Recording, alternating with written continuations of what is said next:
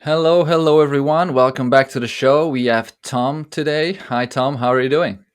Doing very well, Alan. Good to be here. We've been in touch for the last couple of months trying to work together and do something together, but for some reason it's been super difficult. So I'm really looking forward to eventually do something with you.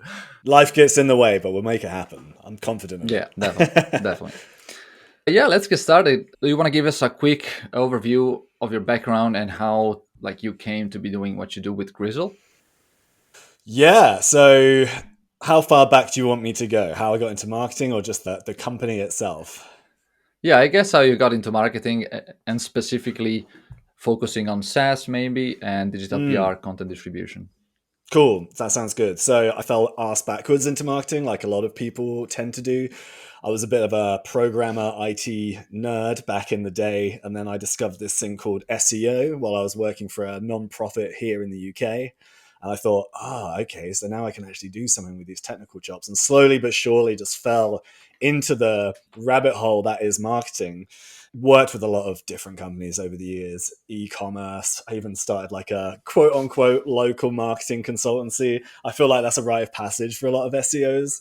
And then I got my first job with a SaaS company. And that's where I really came into my stride. I felt like it was a little bit more me selling and reaching like B2B buyers. And over the years, worked with a few B2B companies, ended up working for a marketing agency, growing the agency where it was basically a C-suite marketing offering.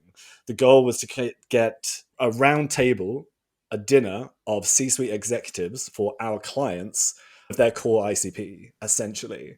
And because no one's really searching for C-suite marketing and it wasn't really ABM, I had to create content where our audience was. And that was places like marketing profs, e-consultancy here in the UK as well, smart insights, even started writing for people like Content Marketing Institute. And I wondered if other people would want this, other marketers reaching other marketers. And so I whipped up a one-page website in a weekend. I still had Grizzle.io as a failed Mhm. experiment, tinkering with mobile games back in the day, reached out to 100 people and got my first four or five clients in a couple of months. So the rest is history. It started off with guest blogging and digital PR, and now it's end-to-end content. Awesome. Cool. And so you specialize in doing more of a digital PR, content distribution. So why do you think content distribution is important and what does content promotion in general mean to you? Distribution is important because without it, you've only got content. If we look at the content marketing spectrum. And yeah, there's obviously ways that you can embed promotion and distribution into the process of content creation, but it's still not enough. And I never found it to be enough. And so when content distribution became a thing back in, I don't know, 2014, 2015 or something like that, it was like, okay, cool. Now we have a practice we can put our hat on. And obviously, a big part of that is getting it in front of other people's audiences. And I think that's essentially what digital PR is at its essence. Obviously, there's a lot of technical elements like link building when it comes to search. Mhm. But yeah, I think that's one of the greatest benefits of digital PR. And so when you ask, what does content promotion mean to me? I think it means the difference between writing content and getting paid, right? Okay. At the end of the Yeah. day. Yeah. That's very good. Yeah. So there's a lot of people that have a negative connotation about the word promotion, like it's see, but I like your view. Like you really, it's something that you need to do to be able to stand out, specifically in competitive landscapes, which Yeah. SaaS is really becoming one now. Yeah, what's your view on companies trying to be proactive, whether like just hoping that traffic will come? So it depends on the companies, doesn't it? Because someone with a huge DA could probably publish something and have a high chance of ranking. But if you're in startup land, you've got to get that engine going. And when you say people find that a bit salesy, I think you either have to get over it or start a journal or a diary, right? If you just want to write into the void. Promotion doesn't have to be a salesy thing. It is, if you're creating something that is truly of value, getting it in front of as many people as possible, you're doing them a disservice, I think, especially if you've got like all these experiences, all of this knowledge locked up, all this subject matter expertise. You should be promoting it out there because you're not adding your value to the world. That's one way of looking at it. But also, we have our targets. We want to build our businesses, right? And I think if you're just starting out or If you are a startup that's just found product market fit, for example, you've got to think of that promotion engine. You've got to think about that distribution engine, right? So, yeah, I think that's it in a nutshell. Yeah, yeah, it makes total sense. And so, what do you think is the right balance between content creation and content distribution or content promotion? Does it difference like between different stages of companies?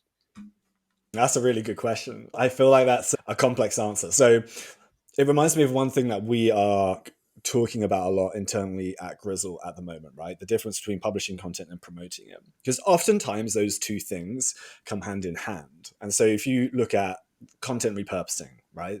You are taking a long form article as one example, it could be a podcast, and repackaging it into other formats, LinkedIn posts, Twitter threads, short form video, and distributing it many times.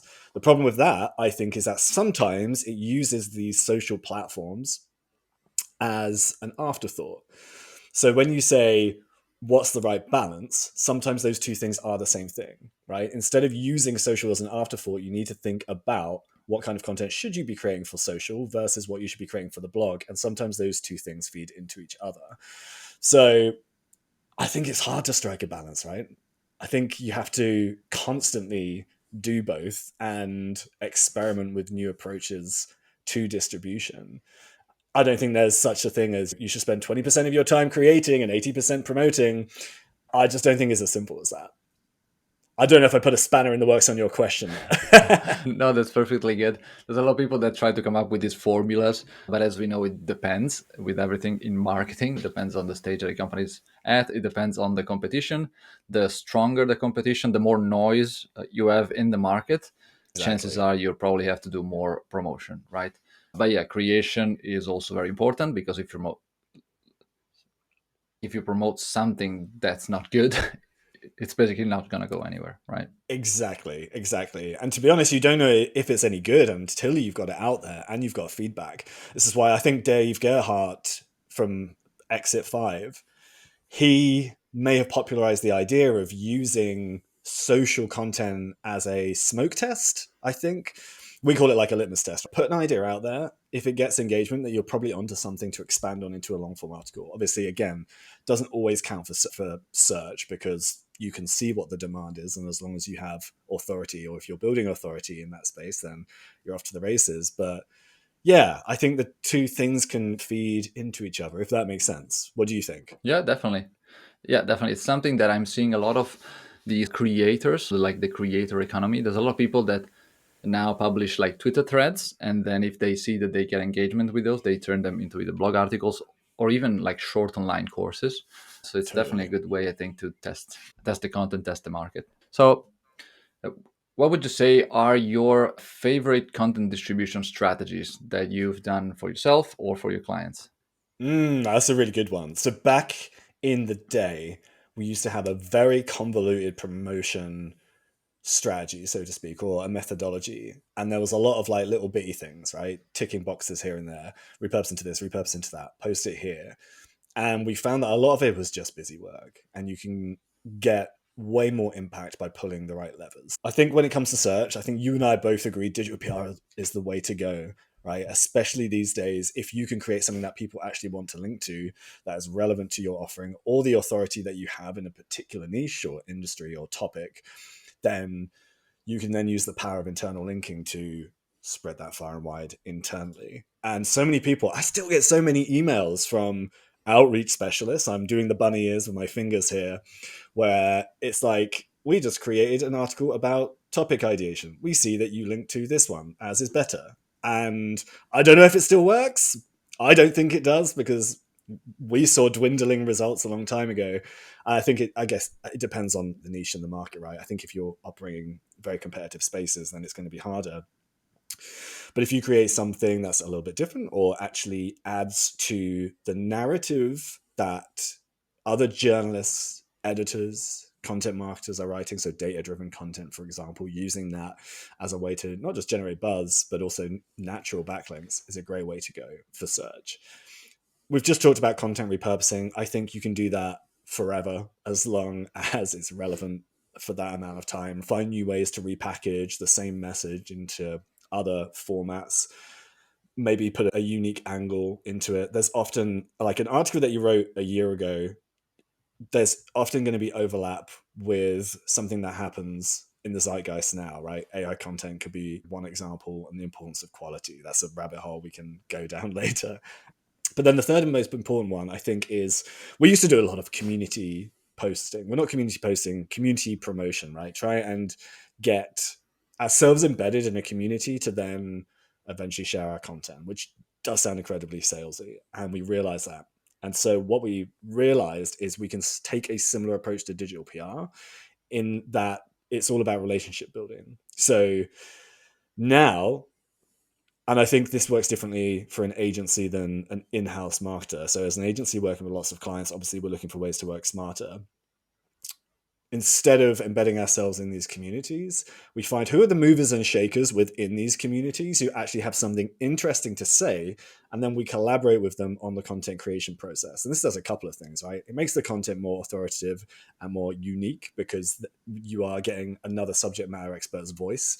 They have other perspectives and experiences to add to the article, but also they're involved in the process and invested in it. So when it comes time to share, then or publish, they're more likely to share it to that community or that their social offering.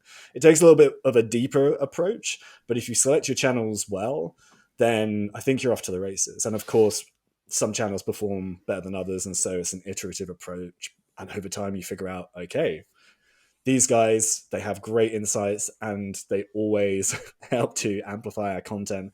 Let's get them involved in the process. So if you were to bucket the three approaches I had mentioned, it's digital PR content, data driven content, thought leadership content, technically not a thing depending on who you ask, content repurposing, and influencer engagement is what I would call that. Yeah. Yeah, I love that. I love the influencer engagement thing. So how would you say that differs from the usual like expert roundups kind of thing that's been around for the last 10 years? So I think, again, depending on the industry that you're in, I feel like a lot of influencers may be immune to banner blindness now. I could be wrong. We haven't done the influencer roundup in a while. They still might be quite effective. But I feel like if I was asked to contribute to an article that was around my expertise, something that I had a lot of experience in, and they wanted either to jump on a call with me for 15 minutes and get my insights and then turn that into snippets to use throughout the article, I would feel more invested in that than just a, hey, we featured you in this article. And again, I think it depends on who you're reaching out to at the end of the day. I'm sure people like Rand Fishkin and Pep Layer, they might be immune to that. They probably get a lot of emails like that. But I feel like, yeah, the more in-depth approach is a little bit more authentic and a little bit more valuable to the person getting involved. Yeah. So let's dive deeper into this because it's something that I've like not heard a lot of people doing. So it's very interesting. So what's your process for finding these people? Because like you said, the people that are too famous, like they're gonna be super like overwhelmed and bombarded by like these kinds of requests. People that are not like, very big in the space, that are not gonna do much for you. So I'm assuming like you need to find the middle ground. So how do you go about that? Yeah, absolutely. I think it starts, if we're looking at the community element to it, it starts with finding what those communities are in the first place, obviously making sure that they're engaged, and obviously investigating them to an extent. So whenever we are doing our research on a new topic, industry, or client, we will find various different publications and channels, and of course, communities, and then actually dig into those communities. Part of it is obviously finding what are the most popular topics of conversation within them, what's resonating, what patterns are coming up, but there's always going to be names that continuously pop up, right? And they might not be quote unquote influencers in their own right, but they are embedded and engaged in a particular community. So if we feel that community is worth embedding ourselves into, then we will prioritize that community and a handful of individuals, the movers and shakers within those communities. And then actually finding quote unquote influencers. One of my favorite tools to do this beyond Googling is SparkToro. So speaking of Rand Fishkin again, audience intelligence tool, it can be as simple as punching in a keyword, whether that's a topic, the industry that you're operating in, or something else, and then finding the movers and shakers within that. And then you can filter that down by hidden gems, for example. And I think that's just one way of finding people who get a lot of engagement but don't have a huge following. So we try and diversify who we reach out to based on that, because yeah, I feel like you should still go for the people who might get a load of emails in their inbox. You just have to reach out to them a little bit differently and play the long game versus people who might have a smaller following but a very engaged one. I think they are probably more prone to investing a little bit more into the content you're creating. It also, unfortunately, depends on the brand that you are representing or working for, right? If you reach out from a SEMrush or a Pipedrive, for example, people within those industries know those names, and so you're riding on the wave of their popularity. Whereas as a startup, you've got to do a little bit more heavy lifting, I think, in terms of what the incentive is, which again, where digital PR can come in, because if you're repurposing an article for a guest post that lands in, I don't know, Shopify, HubSpot, and you mention that, then they're going to see that as an opportunity for them as well. So there's a few things at play there. Went on down a couple of rabbit holes. That's okay. It's great. So yeah, basically try to get them a win-win kind of engagement. Exactly. Make sure win-win as well if you're working with other publishers. Yeah, yeah. And so, do you reach out on behalf of your clients? Do you work and pitch like these people as if you're someone that works in the client's company?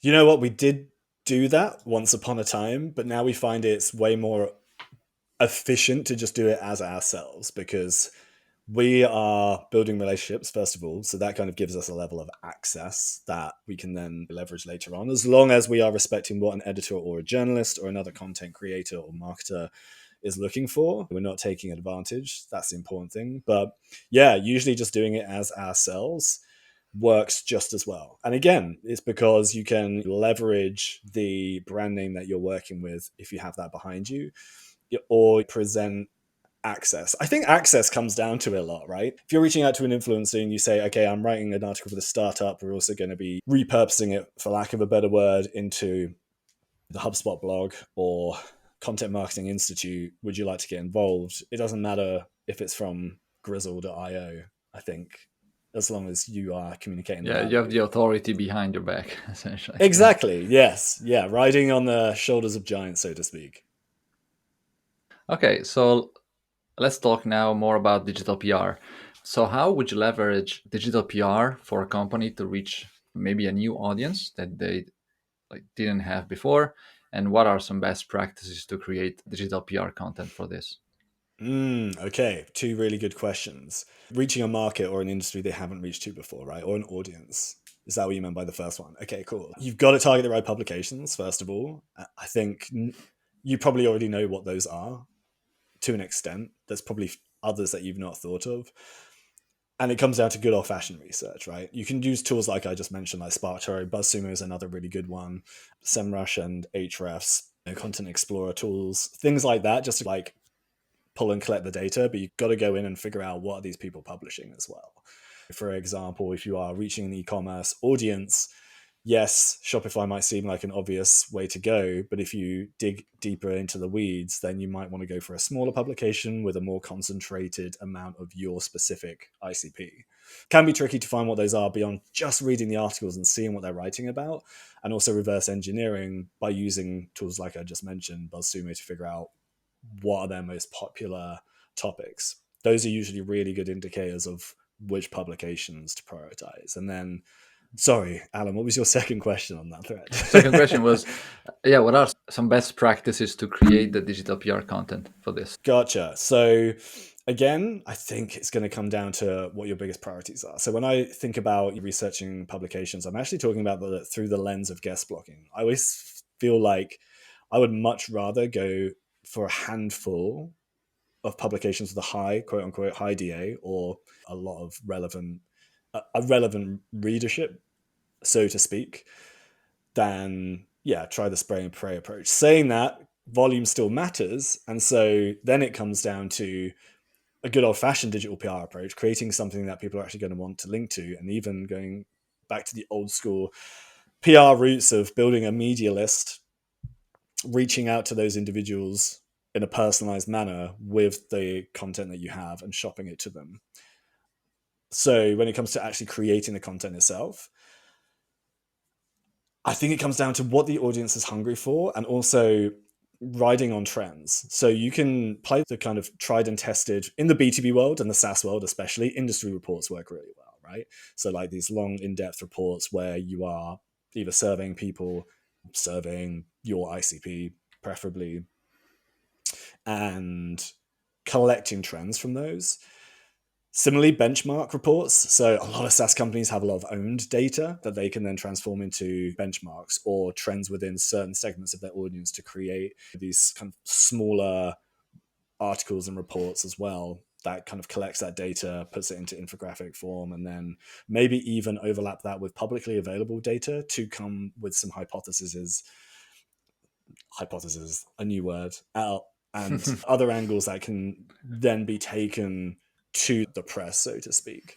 And I think that also works with studies and reports and things like that. Surveying a specific group of people with 5 to 10 questions and writing a real in depth article about that, producing a bunch of great assets, both visual, written, adding some commentary, and then in a campaign format almost reaching out to the right people, journalists and editors, etc., to get that content featured on other publications, getting them Hmm. placed, getting those placements essentially. Then there's the reactive approach, responding to industry trends quickly with a high quality piece of content that acts both as commentary, but also actionable takeaways into what other people, other professionals, buyers, both individual contributors and strategic senior decision makers can do to act upon that. So there's a few things that we do on quite a regular basis there as well. Awesome. And so let's say that I'm a like an early stage company, so my budget is limited, my time is limited, like I don't have a huge team to do all of these different things. What would you say is the 80/20 that I should be focusing on to get started with digital PR? Oh, that's a good question. Okay, can I throw the microphone back on you and ask you in this role play, what are your biggest goals right now? What are you trying to achieve by doing this? So biggest goal is, let's say I just found like product market fit, and so I'm looking to expand and reach out to what I know is my target audience, target customer. Okay, so let's say budgets are limited. I would look for a unique angle that you have expertise in or data that you own and can ride a trend with, if that makes sense. Let me think of an example. So you might be in the HR tech space, right? Talent acquisition platform, and there's a lot of layoffs going on right now. Is there anything within your own data that can offer, for lack of a better word, a glimmer of hope in when things are moving in the right direction? More people are starting to post jobs now, despite the amount of layoffs that were happening a month ago, that kind of thing. And then take a tailored outreach approach. I think building relationships over time, if you've not done that already, then starting now is the best way to go. But creating that, get it in front of your own audience first and foremost, repurpose it into other assets, and then, yeah, maybe hand build a list of 20, 30, maybe even 50 people if you have the resources to get that in front of, create a pitch, say, hey, this is happening in the space right now, but this is what we found from our own data, because you have that data, no one else has. And if you don't have anything like that, then you probably have expertise or maybe even access to publicly owned data that you can leverage. And that could be as simple as something like in the marketing space, using data from SEMrush or Hrefs to build trends around a certain topic or market. Or if you're in the small business entrepreneurship space, is there consensus data around what kind of business is being started, what are the most popular business categories, for lack of a better word, by state, that kind of thing. Really getting into the weeds here, but like those things are publicly available and only requires a little bit of data wrangling if you know how to do it right. Mhm. Yeah, makes sense. And so things like HARO, like you said before, responding to journalists like queries, do those still work? They might for some people. We've found it was quite ineffective a while, quite a while back. I do know some people make it work, but we've again just found that the opportunities there are few and far between. Sometimes you have to shoehorn something in if you really want to get featured in something. So we find taking a more proactive approach has always worked a little bit better in our experience. Have you found it works? For me, a couple of years ago, yeah, not Yeah. lately. And also, I Okay. noticed that like I started getting a paid request on HARO as well, which sucks. What do you mean by Yeah. that? So like people So were basic, asking for money to have placements. yeah, basically I would reply to a journalist query, and the guy would email me back saying, "Your reply looks great. If you want to publish it, it's $50." That goes against many a guideline. Yeah, yeah. So I'm assuming those are some kind of rogue journalists that are trying to make a couple of extra bucks here and there, Yeah, which is not great. it So does yeah, happen though. It I think yeah. it still does. So in terms of content that can actually bring in some signups or some revenue for the client, is this something that digital PR can help with as well? Yeah, I think increasing increasing the domain and page authority around topics that are closely related to your value proposition, right? And so again, if we're going down into startup land, let's start there. You've got product market fit. You know exactly what problems that your products and their features solve and the jobs to be done that they fulfill. Build content out around those at every stage of the funnel. At least prioritize bottom and middle of the funnel, right? And a lot of people talk about alternative pages, comparison pages, stuff like that, but also talking to the jobs to be done around it as well, how to do X, and use a kind of like a product led content methodology to build out a topic cluster around your value proposition and the problems that you know that your ICP is looking to solve. I think that's a great way to start. But the problem with that is they are often very competitive. Those topics are hugely competitive, depending on how nascent or how mature your market industry is. And this is where I think digital PR can really give you a competitive advantage because I think, despite what the arguments on social say, links definitely still matter. If they don't, they definitely make a correlated impact. And if you could create something that fits into that topic cluster naturally, that also attracts links. You can then use the power of internal linking to help elevate everything. At the same time, signal to Google that, okay, these guys know their shit when it comes to this topic because these very reputable sources are linking to them. So I think it just you create this ecosystem around your value proposition and the topics that are most relevant to that, if that makes sense. Yeah, yeah, total sense. So you essentially create this linkable asset, digital PR content, and then you use internal linking to link out to your money pages, essentially the pages that are potential to bring in customer signups that they can rank for the target keywords, right? Exactly that. Call them money pages, bottom of funnel content, whatever you want to call it. Yeah. The things that indicate some kind of commercial intent, or at the very least, people looking for, okay, I'm trying to solve this thing. This product does this. Let me sign up for a free trial and play around with it. At the very least, right? Yeah. Yeah, I definitely love this approach, especially because, so you mentioned the bottom of the funnel pages are more competitive. And another problem that I see with these pages is that they're very difficult to build backlinks to by using the traditional guest posting or link placements kind of technique because people don't want to link to like commercially driven pages. So, yeah, I definitely think we're moving more and more into a holistic link building landscape where you should creating valuable content to acquire links to that content and then use internal linking to naturally create this network of interlinked content on your like topic essentially. 100%, 100%. And then, of course, if you follow some of the approaches we've just talked about, that makes your quote unquote money or bottom of funnel content way more authoritative because you're using data to back up certain points as well, which makes those internal links even more natural. And so we talked about a couple different tools. What would you say is like your essential toolkit that you use for digital PR, content distribution, content repurposing, what you do? Okay, so when it comes to the digital PR side of things, to actually produce the content, again, it comes down to ideation. I feel like there's a lot of Google foo that goes into it, figuring out what content is going to resonate, how to ride certain trends. And to be honest, I think just operating in any space is going to help that. So oftentimes, at least for me in the B2B space, LinkedIn is probably my biggest tool when it comes to figuring out, okay, what is going on in the market right now. We've talked about SparkToro, we've talked about BuzzSumo, of course. SEMrush and Ahrefs are classics as well.